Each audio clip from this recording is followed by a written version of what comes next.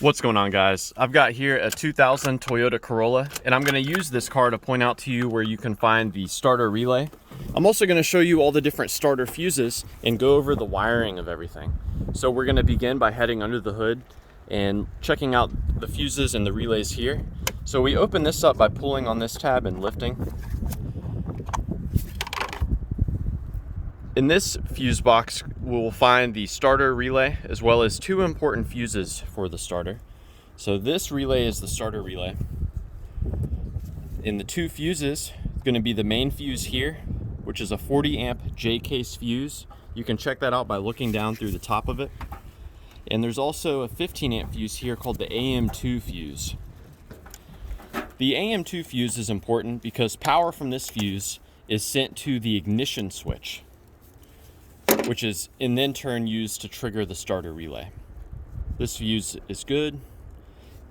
I'll show you how to remove the main fuse as well.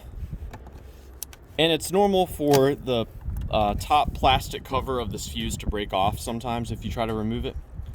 But those are the two fuses. Now let's talk about the starter relay.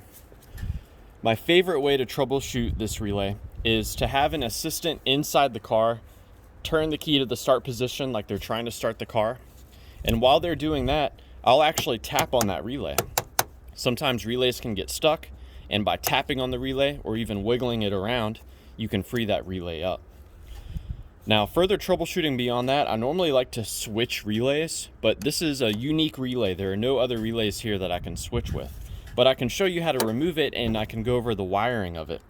So this relay is kind of locked in.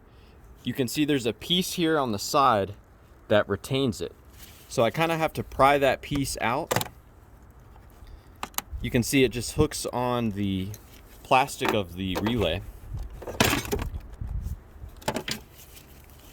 And once you've got that pried out like so, you just basically have to keep wiggling the relay as you pull it up. So now the relay's been removed. Now let's talk about the wiring. You can see I've got it color coded. This 40 amp main fuse provides constant power to this pin here. So you should always see power here. This pin goes directly to the starter. So actually a great troubleshooting step you can do is you can momentarily connect these two pins together. This will send power directly to the starter, and it should result in the engine turning over, assuming that the starter and the wiring is good and that your engine is not seized.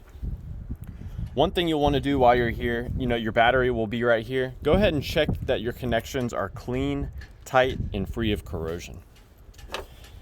Now, as far as how this relay is controlled, on most Corollas, you will receive a constant ground at this pin. If your car is anti-theft, you will only receive a ground here as long as the anti-theft has not been triggered. And this pin comes from the starter switch. This pin comes from the ignition switch. So what's really cool about this is if you see power coming through here, when you turn the key to the start position, you know that your ignition switch is working, and you also know that your neutral safety switch is working. Now let's go look at the actual ignition switch wiring.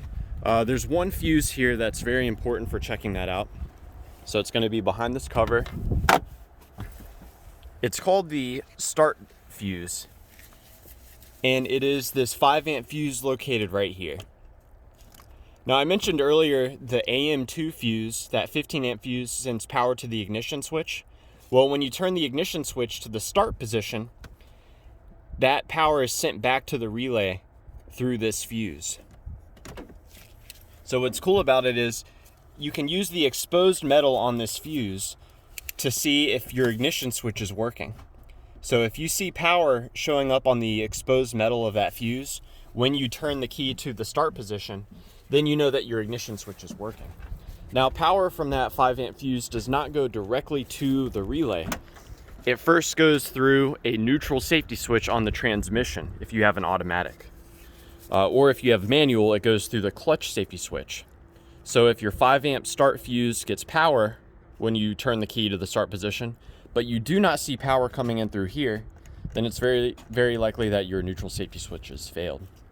And this relay, of course, is engaged with the ground coming in through here and the power coming in through here, that engages this relay, which causes it to connect these two pins together. So yeah, I hope that this information has been helpful and a good starting point for you in troubleshooting the starter on your Corolla. Please do let me know if you have any questions, and also give us some advice if you have any sort of insight to the starting system on this Corolla. Thanks for watching.